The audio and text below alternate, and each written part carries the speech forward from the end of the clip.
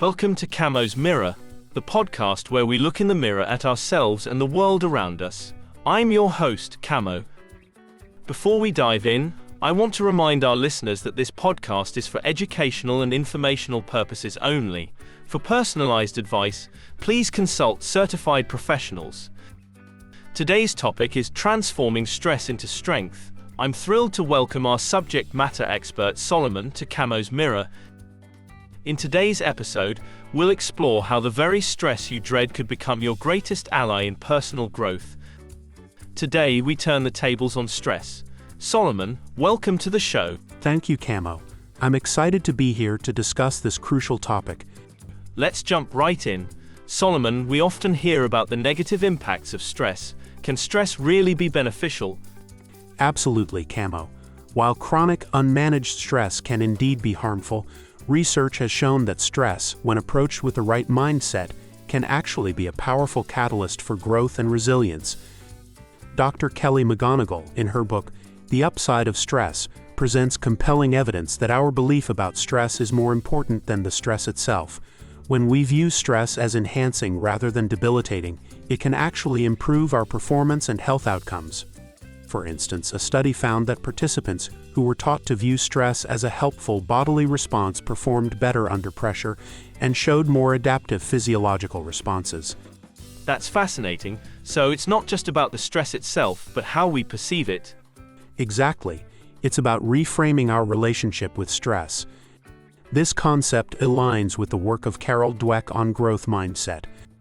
When we adopt a growth mindset towards stress, viewing it as a challenge rather than a threat, we're more likely to engage with it productively.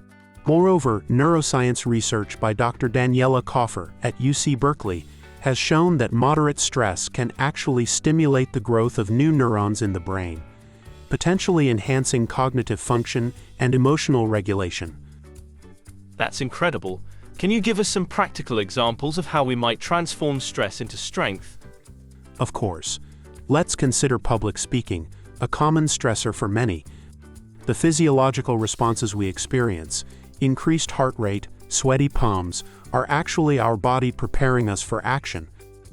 By reinterpreting these sensations as helpful, that is, your body gearing up to meet a challenge rather than harmful, the signs of anxiety, you can improve your performance. Another example is work-related stress. Instead of viewing a challenging project as overwhelming, we can see it as an opportunity to develop new skills and showcase our abilities.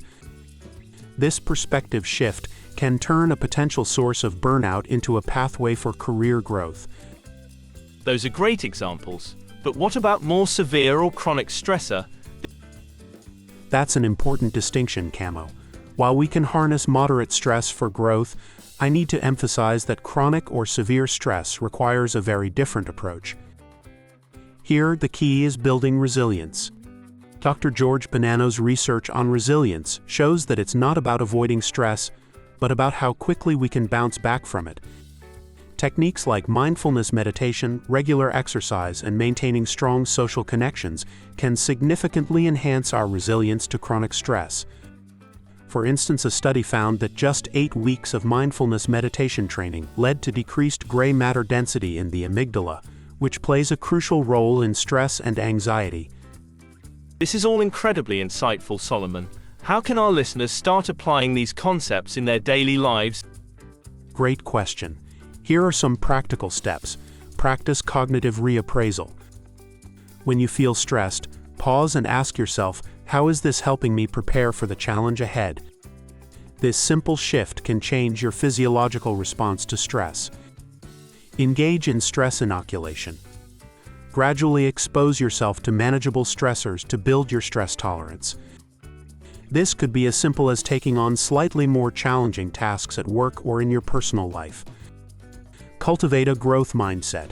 Remind yourself that stressful situations are opportunities for learning and growth, not just threats to be avoided. Develop a consistent mindfulness practice. Even just 10 minutes a day can significantly improve your stress resilience over time. Prioritize recovery. While stress can be beneficial, it's crucial to balance it with adequate rest and recovery. This includes getting enough sleep, engaging in enjoyable activities, and maintaining strong social connections. These are fantastic suggestions, Solomon. As we wrap up, what's one final thought you'd like to leave our listeners with? Remember, stress is not your enemy. It's a normal part of life that, when approached mindfully, can be a powerful tool for personal growth and achievement. As the renowned psychologist Abraham Maslow once said, one can choose to go back toward safety or forward toward growth. Growth must be chosen again and again. Fear must be overcome again and again. These are wise words from Maslow. By choosing to view stress as a challenge rather than a threat, you're not just coping with stress, you're using it as a springboard for personal development and success. Thank you, Solomon, for these profound insights. To our listeners, remember that the stress you feel today could be the strength you rely on tomorrow. It's all about perspective and how you choose to engage with life's challenges. Remember, for personalized advice, please consult certified professionals. That's all for today's episode of Camo's Mirror. Until next time, keep reflecting, learning, and growing.